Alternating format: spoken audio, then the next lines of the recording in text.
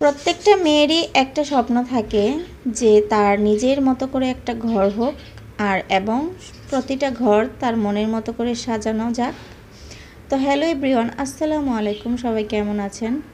তো প্রতিটা মেয়েরই কিন্তু বিয়ের পরে আবার বিয়ের আগে স্বপ্ন থাকে যে আমার একটা সুন্দর একটা রুম হোক বা ঘর হোক, সেই ঘরটাকে আমি মনের মতো সাজাতে পারি। আর নিজের ইচ্ছে মতো সাজানো গোছানো এটা কিন্তু নিজেরই খুব ভালো লাগে।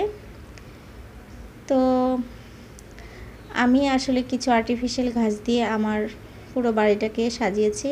আর আমার রুমের প্রত্যেকটা কর্নারে কিছু অংশ আমি আপনাদের সঙ্গে শেয়ার করলাম।